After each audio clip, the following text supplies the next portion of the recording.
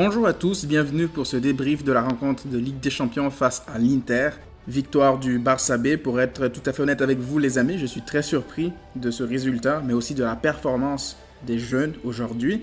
Pour ceux qui se rappellent dans mon débrief d'avant-match de la rencontre face à Majorque, je pensais réellement que l'Inter avait un vrai coup à jouer parce qu'on allait faire du turnover et c'est ce qu'on a fait aujourd'hui. On a fait tourner l'équipe, on a remplacé tout le monde, Messi, Suarez, Piqué, Busquets, Frenkie de Jong, Sergi Roberto, etc. Tout le monde quasiment était au repos aujourd'hui. Et l'Inter, malgré ça, n'a pas réussi à se qualifier. Eh bien, il ne méritait juste pas de passer au tour suivant. Je vous rappelle aussi que moi, j'avais une vraie préférence pour que l'Inter passe ce tour et que Dortmund soit éliminé pour des raisons personnelles entre autres, mais ce n'est pas le sujet. Mais ce que je voulais vraiment dire, c'est que cette équipe de l'Inter, on nous la survend, le championnat italien, l'Inter est de retour, la Juventus ne va pas avoir un parcours facile cette année en Serie A. Mais en réalité, le niveau de ce championnat n'a pas changé. L'Inter, aujourd'hui, a été incapable de battre le Barça B. Est-ce que vous réalisez cela? Mais l'ironie du sort dans toute cette histoire, c'est que pour ceux qui s'en rappellent encore, la saison passée, on était encore avec l'Inter dans le même groupe, avec Tottenham. Et lorsqu'à la dernière journée, on était dans les mêmes circonstances, l'Inter nous avait reproché, nous, les supporters de l'Inter, j'entends, avait reproché à Barcelone de faire tourner et du coup d'avantager Tottenham par rapport à eux qui jouaient une autre rencontre de leur côté. Et malgré cela, l'Inter n'avait pas non plus réussi à se qualifier. Cette année, ils sont dans la même situation que l'année dernière, sauf que c'est eux qui bénéficient de cette situation-là et ils n'arrivent toujours pas à en profiter. Donc au bout d'un moment, il va falloir se poser les questions. Je pense que cette équipe, en réalité, n'a juste pas le niveau pour l'instant d'atteindre les huitièmes de finale. Donc oui, j'aurais aimé les voir en huitièmes de finale, mais s'ils n'ont pas le niveau, ils ne le méritent juste pas. Et Dortmund, eux, le méritent parce qu'ils ont gagné de l'autre côté et assuré leur deuxième place. On passe désormais au FC Barcelone. Aujourd'hui, tellement de jeunes ont tiré leur épingle du jeu. Lorsque je vois ça, ça me fend le cœur parce que je me dis, cette direction est en plein sabotage. Ce n'est pas possible d'envisager une seule seconde de pouvoir mettre Todibo dans la liste des transferts, de pouvoir mettre un joueur comme Carles Alenia en prêt. C'est criminel de faire ça. Ces joueurs-là, ils ont du potentiel, ils ont du talent.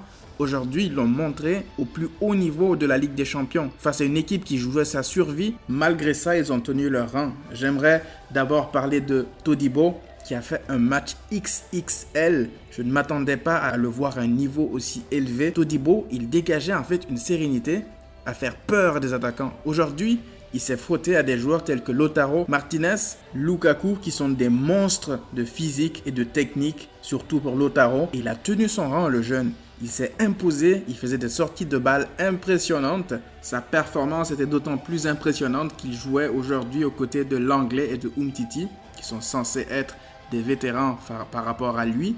Et malgré ça, il a été celui qui a brillé aujourd'hui dans la défense. C'est quelque chose qu'il faut réaliser. Aujourd'hui, Todibo a dégagé plus d'assurance que Umtiti et Langlais, et même plus que Piqué depuis le début de la saison. Moi, aujourd'hui, si je devais faire un 11 type de l'équipe du Barça, Todibo serait dans le 11 titulaire. Parce que je ne vois pas un autre défenseur aujourd'hui dans notre club qui a sorti une telle prestation face à une équipe telle que l'Inter. Je pense que Todibo mériterait beaucoup plus de temps de jeu. Malheureusement, on a un coach qui ne voit pas les choses, qui réagit uniquement en fonction de circonstances pareilles. Et malgré ça, je pense que Todibo va repartir encore dans le placard à cause de Ernesto Valverde. J'aimerais aussi parler de Carles Alenia qui a fait un gros match malgré le peu de temps de jeu qu'il a eu depuis le début de la saison. Il a été placardisé lui aussi par l'entraîneur basque et depuis le début de la saison, il n'a disputé que des miettes. En fait, c'est gentil de dire ça parce que depuis l'Athletic Bilbao, je ne me rappelle pas avoir vu Carles Alenia disputer une seule minute de temps de jeu. Et ça, c'est dramatique, ça c'est un scandale de voir un joueur qui a un tel potentiel pourrir comme ça sur le banc et même figurer sur une liste de transferts pour des prêts. Lui et Todibo, j'ai encore du mal à réaliser comment est-ce que la direction peut envisager une seule seconde de se séparer de tels joueurs. S'il y a des joueurs aujourd'hui qui pourraient être mis dans une liste de transferts, je partirais plus sur Rakitic ou Arturo Vidal, qui ne sont plus dans leur plus jeune carrière, malheureusement, et qui n'ont pas autant de potentiel à l'avenir que Todibo ou alors Alenia. J'aimerais aussi parler du match plein de Moussa Wagué, qui a fait un gros match. Lui aussi, il était attendu, il ne joue pas beaucoup, et là, aujourd'hui, il est là face à une équipe de l'Inter qui est ultra motivé pour se qualifier. Malgré ça, il a tenu son rang et il a fait plus que de tenir son rang aujourd'hui. Il m'a fait super plaisir. Je pense que lui aussi devrait avoir beaucoup plus de temps de jeu avec Ernesto Valverde, c'est peine perdue. Mais sincèrement, je pense qu'il y a beaucoup trop de potentiel dans les jeunes qui est sous-utilisé. On ne devrait pas lancer des joueurs tels que Wagué juste pour boucher des trous, juste pour dépanner comme ça. On devrait leur donner plus de temps de jeu afin qu'ils se sentent importants pour qu'ils puissent se dire qu'ils font partie d'un projet et qu'ils font partie intégrante de ce projet. Et là, ce qu'on fait, c'est de les jeter comme ça à chaque fois. C'est pas la meilleure façon de faire évoluer des jeunes qui ont besoin de temps de jeu pour se développer. Mais il faut croire que Ernesto Valverde ne retient jamais les leçons et on risque de perdre pas mal de jeunes à cause de ça. Une mention spéciale aussi à Neto pour son premier match avec le Barça qui a fait une prestation convaincante. J'ai l'impression que nous, on a toujours la chance d'avoir 2 gardiens de haut niveau. Parce qu'aujourd'hui, Neto, il a fait 3 grosses parades au bout d'un moment. J'étais surpris. Je pensais revoir des flashbacks de Silesen. Mais on est vraiment chanceux sur ce coup. Neto a fait un gros match. Et je tenais quand même à le féliciter pour sa première titularisation avec le Barça. Par ailleurs, j'aimerais aussi soulever la performance de Carles Pérez, qui lui non plus n'a pas eu beaucoup de temps de jeu. Même si je pense qu'il a quand même pas mal gratté de minutes depuis le début de la saison.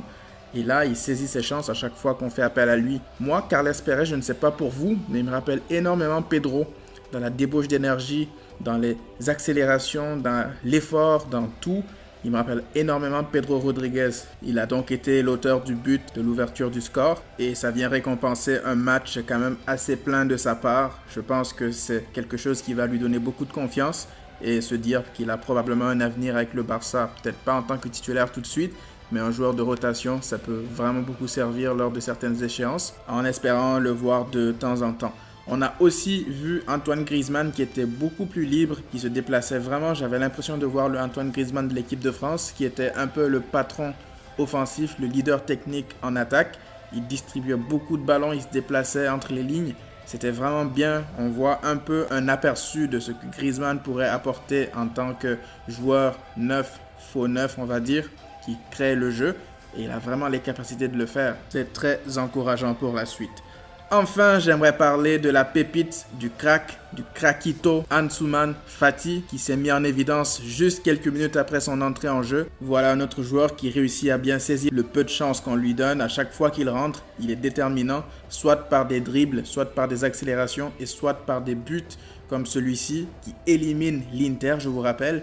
Donc on a un gosse de 18 ans qui rentre, éliminer une équipe historique. C'est vraiment incroyable comme accomplissement. Pour la petite histoire, aujourd'hui, Ansu Fati est devenu le plus jeune buteur de l'histoire de la Champions League. Donc c'est un but qui le met tout en haut dans un record qui lui appartient désormais. Et notre gamin est en train de faire tranquillement son bonhomme de chemin, espérant qu'il puisse continuer comme ça à se développer et à prouver encore plus de choses. J'ai hâte de voir ce qu'il a à nous offrir dans le futur. Enfin, j'aimerais parler des choses plus négatives de ce match. Tout d'abord, dans la composition d'équipe, Ernesto Valverde a sciemment laissé Riqui Puig en tribune. Pour vous dire la vérité, lorsque j'ai vu ça, j'étais complètement dégoûté parce que je ne comprends pas pourquoi est-ce qu'on fait voyager Riqui Puig. Si c'est pour le laisser en tribune, ça sert à quoi? L'expérience, il doit l'acquérir sur le terrain, pas en tribune. Je vous rappelle que Riqui Puig a déjà 20 ans et il est considéré encore comme un gosse de 15 ans. C'est juste pas possible. Il doit vraiment améliorer sa condition parce qu'on risque vraiment de perdre un joyau qui pour moi est le meilleur joueur de la Masia à l'instant T. Donc pour revenir au match, globalement, c'était quand même un match assez agréable à regarder une fois de plus. Le regain de forme qu'on a vu ces dernières semaines n'est donc pas dû à un hasard. Je pense qu'il y a vraiment quelque chose qui est en train de se passer. Après, je veux encore le dire une fois, cette équipe de l'Inter, aujourd'hui, elle m'a énormément déçu parce que ça consistait uniquement à balancer devant entre Lukaku et Lautaro. On se démerde, on conserve le ballon et on essaie de créer des différences. C'est trop peu, c'est pauvre, c'est beaucoup trop pauvre pour espérer rivaliser avec les plus grosses écuries. Donc je pense qu'il y a vraiment beaucoup de choses encore à travailler dans cette équipe et le championnat italien en général est en perte de vitesse totale. Et ça, je persiste encore à le dire. Néanmoins, de notre côté, il y a vraiment beaucoup de motifs de satisfaction. On avance dans la bonne direction. On voit quand même pas mal de joueurs qui élèvent leur niveau de jeu. et ça pousse à l'optimisme. Dites-moi dans les commentaires ce que vous avez pensé de ce match. Comme vous savez, moi je réponds vraiment à tous les commentaires. Donc allez-y, donnez-moi vos avis. On en discute dans la section commentaires. C'est déjà la fin de cette vidéo. Merci encore une fois de m'avoir suivi. Je suis très heureux les amis de voir qu'on est de plus en plus nombreux. On vient de dépasser la barre symbolique des 3000 abonnés. Et c'est uniquement grâce à vous, je tiens à vous remercier encore une fois. On se retrouve très bientôt pour la vidéo d'avant-match de la rencontre face à la Real Sociedad. Sur ce, prenez tout soin de vous et à très bientôt.